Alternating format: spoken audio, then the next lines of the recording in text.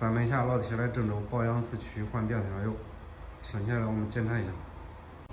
这个四驱还可以啊，间隙不算太大。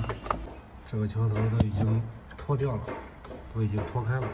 下支臂胶套已经裂开，非常严重了，这边这个裂得更严重，这我几乎都快掉了，就剩连了一点。这个，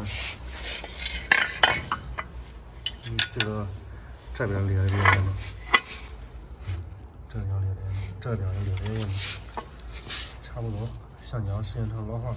经过检查，我们决定换一下变速箱油，换一下下支臂的胶套，4个下支臂胶套，然后2个平衡杆的后平衡杆的球头，一个前下支臂的球头，还有后轮的刹车片，都是原厂的。四驱打开，发现里边有一点渗油，四驱的间隙并不大，渗了一点油也是有好处的。这个胶套烂的非常严重了，马上就掉了，马上要脱落了。